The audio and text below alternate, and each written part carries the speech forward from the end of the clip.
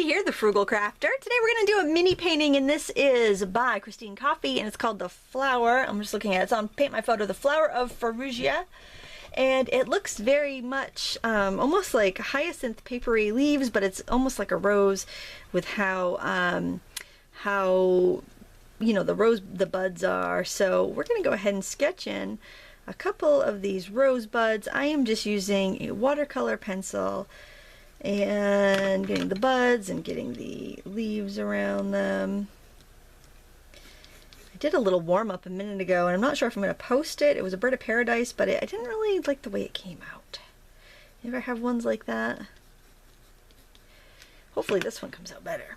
And I'm just going to start at the center of this flower. It's got some really just ruffly leaves. I'm thinking I might actually do this one completely in watercolor pencils. I'm just kind of having fun warming up painting, you know, just summertime fun painting, not really worrying too heck of a lot about anything. I went to the beach yesterday. It was a great time. I'm definitely still in beach mode. It's very hard to come down to my studio today because it's sunny and beautiful and there's a lovely breeze, and I think I'm going to go outside and read after this because it's just so nice out. I actually would bring my camera out and do my tutorial outside, except I'm just a little afraid that that the sun might be a little too bright and it might be too hard for me to judge my colors and whatnot. Alright, I'm going to throw in a couple little leaves here, maybe just one. This isn't very big. I'm much used to painting larger. Usually a watercolor card is as small as I go, and this is 3.5 by 5.5 to fit these tiny little frames that I found in my stash. So I bought tons of them years ago because I used to make these little watercolor minis I used to sell at like art fairs for like $5, and I kind of felt like doing some of those again because they were just really fun and free, and I just really enjoyed them. Okay, so I think I will use some paint. I've got my Yarka palette here. I think I'm just going to slide it over. I had my palette there, but I was just feeling like it was too hard to see. Maybe if I do like this, and you can see my... I'm going to zoom out a little bit. I don't want my painting to be too small. Oh, decisions. I should have figured this out before I started to film. But, you guys all know me. I'm just kind of a little random. Alright, let's start off with some of these petals over here. I'm going to use this. It's kind of like a crimson or maybe a quinacridone rose. Either of those colors will be fine. And, you know, I think I'm going to go ahead and add some color right adjacent to another petal. Just kind of drag it upward, I guess. So as I start running out of color, my petals will get lighter. I'll put a little bit more color. If I want to add color, I'll just add it where it's near another petal, and then I'll get that nice gradiated look. Add a little water to my brush. Yeah, nice and juicy color. Of course, this would be really pretty just to do with the pencils. I could just add a little color in that area, you know, where the petals overlap, and then I'd have that nice gradation. So you could do that if you just want to do this in pencil. If you're feeling like using the juicy paint, go ahead and do that. And the nice thing about the paint, though, actually, or pencils, as long as you get it wet enough, is that I can use my handy dandy credit card scraper to scrape in some of those papery lines. One thing I have to do today, I have to go to the grocery store. It's like desperate. I'm out of soy milk. Actually, the kids are out of regular milk. I'm almost out of soy milk. So yeah, desperate times. Can you see that good enough? I hope you can. Not like you could really answer me. I guess you could in the comments below, but that's kind of too late because I've already filmed a video at that point. Again, still using that red.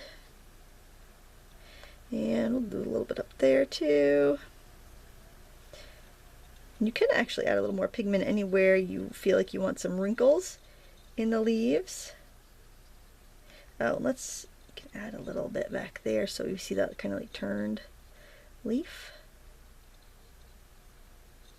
And actually, you know, you could also go in with your pencil and add some veining that way too, because it will deposit a little bit of pigment, not a ton, it will deposit a little bit of pigment, and then you get, you also get that kind of wrinkly shading, scribing. So there's one petal done. Actually, I think that looks pretty darn awesome. All right, let's continue on in that method for another petal. Let's do this one over here. Let's wet it. whenever I always keep thinking wet it and forget it, like set it and forget it, you know, Ron Ronco. I can't remember what thing he had. What was it, like a convection oven or a rotisserie chicken thing? You remember Ronco, like the Ron Ronco guy used to like do these infomercials, and you know, you'd be like so inspired to like buy whatever he's buying or cook whatever he's cooking by the time you're done watching it. And you know, then you might actually order the thing and be completely disappointed. We ordered the Ron Ronco pasta maker. I think my husband got it for me for my birthday one year. It was before we were married even. And I was so excited because I'm like, oh, I want to make my own healthy pasta, my own healthy whole wheat pasta, and you know, soy pasta and stuff, because that stuff is so expensive and hard to find. And I probably should have let that first part dry before I did this overturn part. But anyways, so we ordered that thing, and it was such a nightmare, and it would like dance across the kitchen counter whenever I tried to use it, because it was it said you can make whatever kind you want. So, you know, the ones that he made in the infomercial, of course, were the eggy, you know, semolina flour ones, and I wanted to use whole wheat flour, no eggs, because, you know, I'm vegan, and or I want to use soy flour, I want to use all that stuff, and it would just like overtake the machine. The machine would be bouncing around the table. It was such a frustrating experience, as most of my cooking experiences are. I was so bummed. But it was so expensive that it's still sitting in our garage, because we can't bear to part with it, because, and back then, you know, when we weren't even newlyweds, we were, you know, getting ready to get married, you know, whatever it was, $150 or whatever. I mean, that, well, it's still a lot of money, but that, like, back then especially was a lot of money. And so it's like, you know, oh, my dreams of being a gourmet pasta chef are shattered. You know, so, you know, you spend that much money and you have such high hopes, and it's so disappointing when that happens. I know everybody's had some sort of experience like that with something, maybe even with art supplies. So, you know, hopefully I can help you with the art supply, you know, issue if you ever have a problem with, you know, getting your money's worth out of your art supplies. I hate that when you think you've got, you know, you've spent money on something, and you think you've, you know, you're so hopeful that you're going to make something really awesome, and then it doesn't turn out very well. Which is usually my experience with cooking. I find myself very frustrated with cooking. Yeah. And sometimes, you know, I think anyone can learn how to paint. Cooking is another story. Singing and cooking, I think those are one of those things that I don't know if anyone can learn how to do that, because it seems like you got to have some natural ability. But I don't know. Maybe that's not the case. I'm going to let these interior petals, I like the way that looks. I don't know about you. Oh, there's a water pump. I'm going to pause it because I know how irritating that sound is. Alright, the water pump stopped. Yay! Alrighty. We're cooking with fire. Alright, let's get some green, shall we? You know what? Let's do the pencils for this one. Let me just do a little color here. Oh my gosh, I tell you about the steal of a deal I got on these. So I already had said this is kind of foolish. You're going to be like, Lindsay, you're foolish when I tell you about this. But I had gone to the stamp show, and in a bargain bin at the Gary Berlin booth, I found a pack of like 18 or 24 of those pencils, and they were like $10. I think they were 20, and they gave me a deal. I think that's $10 or $20. Anyways, they retail for like $45 for a pack that size, and I knew how awesome they were because I have the set of 120, and because I teach so many classes, and oftentimes I have to bring my own supplies in, because I can't say, hey, why don't you go spend $100 on a set of watercolor pencils because I want to use it in one lesson. I mean, I don't feel right about that. So I'll bring my stuff, and then if somebody is like, whoa, I really love watercolor pencils, I think I'm going to get some, that's great, because they've tried it and they know they can use it. But then if they're like, you know, that's not for me, I don't think I want to go invest in those. But this is that same like sap green or hooker's green, use whatever you have on your palette. They don't have to, because they've tried it, and you know, they can make a decision whether they're gonna like it or not based on, I like that, based on being able to try it in my class. So I have doubles, and I don't like to take my 120 set of the Albright Drawer watercolor pencils to class because they're really expensive, and all it takes is somebody dropping it on the floor to have a broken lead. And you know, I'm not going to worry about that so much with my cheaper pencils, or if somebody, you know, does it with a set that I paid $10 for. So that's why I did it. I always feel like I need to, I don't know if it's explain or justify, but I also, you know, I want you to know why I do what I do, why I buy the things I buy, because, you know, you might be in the same situation where you're a teacher and you're thinking, oh, should I get that extra set? Then you're like, well, yeah, that's kind of worth it if I do that. Or you may decide, I'm not a teacher, I don't need that extra set. I'm just wetting the branches that I already drew here. So, you know, it's just to kind of give you a little perspective there. I am going to use the pencils to color in these little areas up here too. These are very high pigment load pencils. I don't think they're necessary for everyone. It just depends on, I think we're going to do a lot of watercolor pencil work. They're not going to wear as quickly as like the Reeves or the Prima.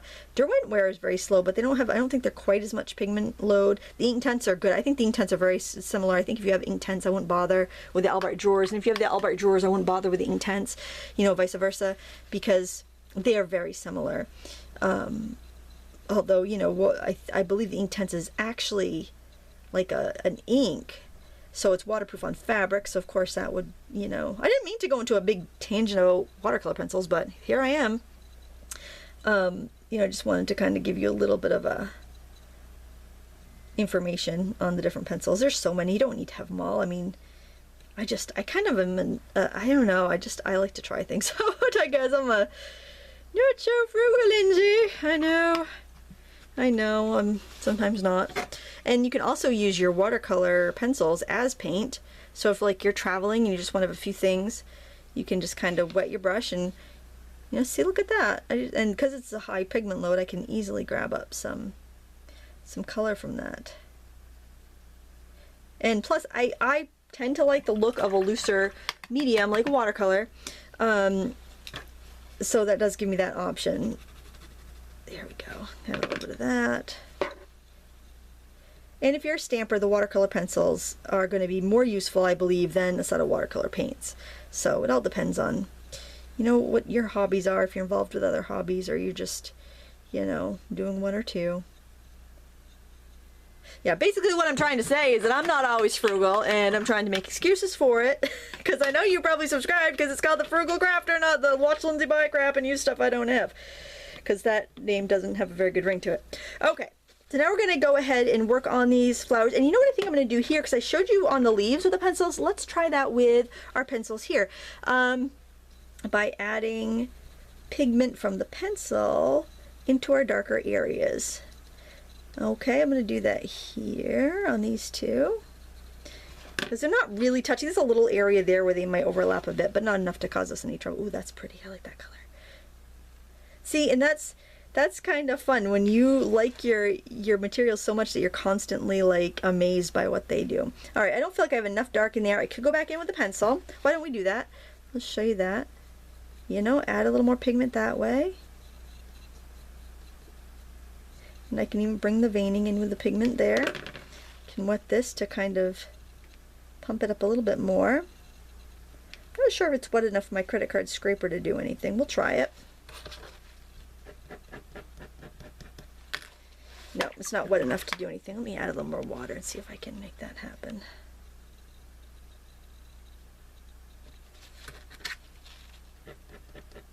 It's a little bit.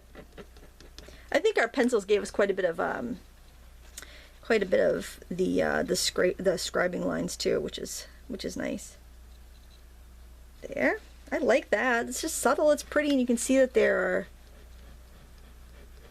different lines in there. Let's do that with a pencil. I think I like the way it came with a pencil. I think when you have the paint and it's wetter and it's, you know, juicier, you can scrape in your lines a lot better with the credit card. So did you like that? Do you think that technique? Let's do that again. Try it a couple more times. Let's see. Let's put that towards the center because these petals are kind of on top.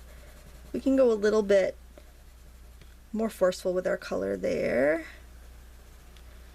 But just in that area, because we do want to have a little, where'd my brush go? Clear handle. It's like invisible. It's like the, you know, it's Wonder Woman's paintbrush here. She has an invisible plane or something. It's my Wonder Woman paintbrush. I can't find it. It's invisible. Look at me paint. Where's the brush? Special effects. Good thing I don't have special effects abilities on my camera. It probably would be not a good thing. I'd probably get way too interested in that. That'd be cool though if like the painting just happened and you couldn't see the brush. That'd be kind of funny. There's probably a way to do it too, but I'm too lazy to figure it out. All right, I'm thinking that these two petals need a little more definition. What I'm going to do, go right in with my pencil on the lower petals, just to add a little bit more color in. Now, if you are coloring on damp paper, it's going to be difficult to remove that later. So you want to make sure that if you're doing that, it's for keeps, okay? Okay, let's see. I'm liking that. I think that's good. I see that I forgot this little guy over here, so we'll just wet that area, and I think there'll be enough pigment there to spread it around. Now, if you want to add a background at this point, you are more than welcome to. I think maybe I'll just do like a really, really watery, kind of like cobalt blue. So I'm just grabbing a little bit off my palette. And I showed it in the other video, but I might not publish that one because I'm not sure if I liked it or not. This is what it was. I painted this. What do you think? Should I show that? Should I publish that? I'm not sure. So I'm going to use some of that cobalt blue, but I swatched them out here so I could see how they really look, but super watery because I really just want a light tint of color. I don't want a lot. I just want something. And my I have like a sweater on because my studio is actually chilly. It's beautiful, sunny outside, but my studio is very chilly. And I am just going to put a little bit of a loose wash in here. And since it's so light, I really don't have to worry about getting too close to the focal objects. But this light blue wash just like kind of brings out the texture of the paper, which I think is pretty. And I'm going to put it in one of those inexpensive little frames and, you know, put it for $5 in my shop. You know, it's just kind of, and it's kind of a fun little trinket that somebody can pick up. And yeah, it's tourist art. It is. I'm not going to say it's more than that. It's a pretty picture. It's, you know, it's something fun. You can stick on the fridge and it can remind you of your vacation in Maine. Because it was painted by somebody that lives in Maine, not that it necessarily is of something in Maine, although it does look an awful lot like our wild beach roses, kind of. Okay, and there you have it. When it's dry, I'm going to sign my name, and I'm going to call it good. I want to thank you so much for watching today. If you like this tutorial, please give me a thumbs up, and if you're not a subscriber, hit that subscribe button. Share it on Pinterest, on Facebook, and Twitter with all of your crafty friends, and hopefully they'll become part of the Frugal Crafter family too. I want to thank you so much for watching. Please give me a thumbs up and subscribe, and until next time, happy crafting.